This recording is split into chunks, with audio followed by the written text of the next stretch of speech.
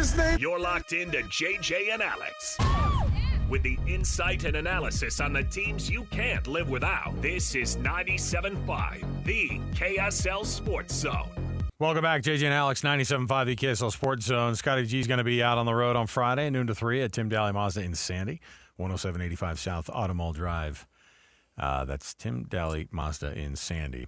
I know it sounds abrupt here as we make that transition into talking Utah Jazz, who have a game here coming up in about an hour and 20 minutes. That means 20 minutes until our Jazz pregame right here on the radio home of the Jazz.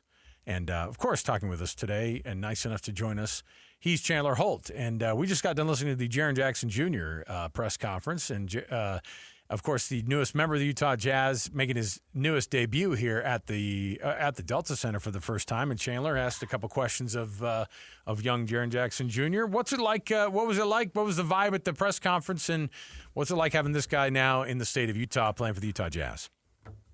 Yeah, it was fresh off of the practice earlier today. Him and Will Hardy sat there and chatted at the top of one of the three-point lines for about 5 minutes.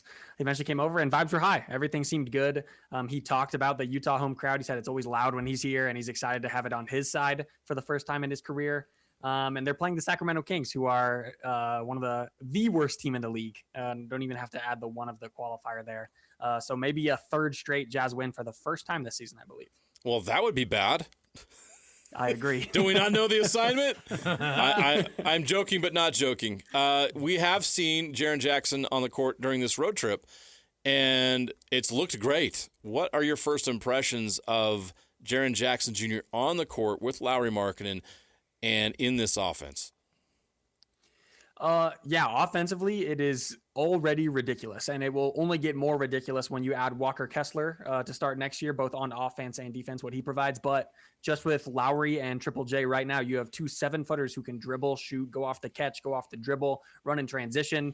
Lauri isn't much of a defender, but you've already seen Jaren Jackson's defensive impact.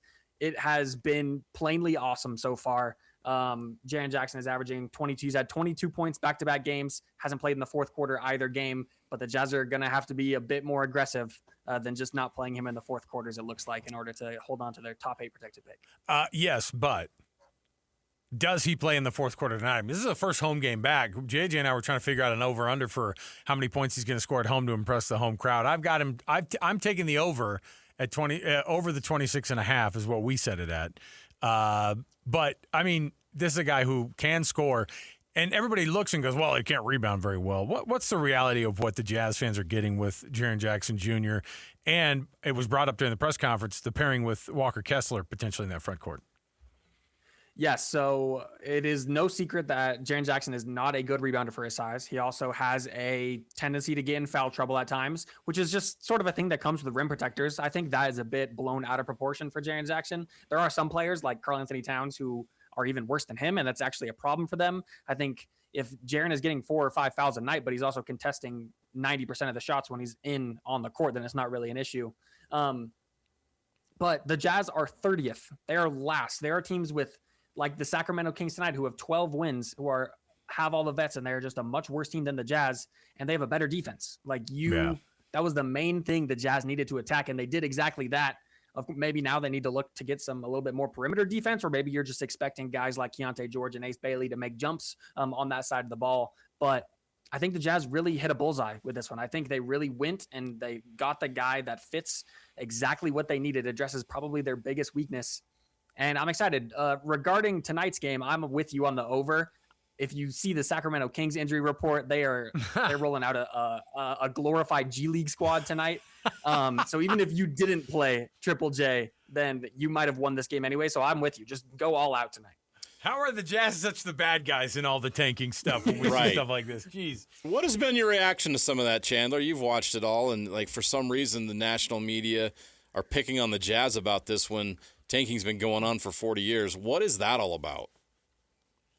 Exactly. I'm 100% with you. I don't get why all of a sudden now. I mean, it makes sense a bit why you just make a buying trade, a win now trade, and you're still trying to lose. From the Jazz's perspective, it makes sense why you're trying to lose. From the national perspective, it does look a bit fishy, but there's been, like you said, 40 years. Tanking, and unethical tanking, if you want to call it that, goes back to the mid-'80s. Like the Rockets did it to get Hakeem Olajuwon when they already had Ralph Sampson. Like that is how far this goes back. So acting like it's some new thing and it's all Danny Ainge's fault is absolutely ridiculous. This franchise, a well-documented history of just embarrassing themselves with the tank. It's like, this is a market, and I love that. I thought it was crazy they brought up Will Hardy's name, and they're like, and look, Will Hardy's just sitting on his hands, just not even taking timeouts. You're like, while the team is getting absolutely, blasted, I'm going, why would you take timeouts if the team's getting steamrolled at the end of the game? What could you possibly say in a timeout that would help a situation where you're down by 30? That makes me angry.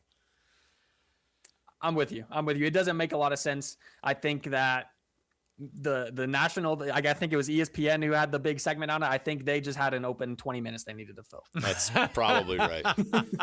What's today's outrage of the day? Let's pick on the Utah Jazz. Well, let's do it 2 days in a row, too. That's what they've been doing. The good news, Chandler, is after this season, we don't have to hear about tanking in this market for quite a long time. We hope. Because this roster's built to win next year and win big. What you I know you're in the daily grind. You're focused on this team each and every day. We get to lose ourselves in college football, NFL, all these other things. You're focused on the Jazz day in and day out. That has to have been taking its toll because it's not been fun over the last 3 or 4 years. What was it like for you? How refreshing was it to see this deal go down and know that there is light at the end of the tunnel now for this franchise? I am extremely excited. I'm excited to watch, not see any of these fluky injury reports and all this stuff. And again, this is not a Utah Jazz thing. This is an NBA thing. Their system promotes this type of thing. But no, I'm very excited. I've also always liked Jaren Jackson. That Memphis team was always interesting to me. And I think pairing him next to Walker Kessler, Jaren Jackson played with Marc Gasol for like 40 or 50 games in his rookie season. But since then, not really any defensive-minded centers next to him. So I'm really excited to see how that plays out going next year. I don't expect them to be some high 50s win team, but I think they'll make the playoffs. And I think after years of gelling and also expecting more jumps from Keontae George, a first jump from Ace Bailey, and of course, hopefully, as long as the Jazz don't keep winning whatever this draft pick ends up being, I think the future's bright. And I think that Jaren Jackson was the first domino to fall. I'm excited to see where it goes. Chandler Holt, he is, of course, one of our Jazz beat writers for KSLSports.com. And, of course, he and Ben Anderson do a phenomenal job of hosting Jazz Notes together. You can download that podcast on our website or wherever fine podcasts are found. Chandler, enjoy the game tonight. We'll chat with you again, man. Thank you, guys. Have a good one. Chandler. There you go, Chandler Holt. Steve Holt. We're going to take a break. We'll come back and we'll put a bow on this thing before we get you ready for Jazz basketball coming up at the top of the hour. So stay here, 97.5, the KSL Sports Zone.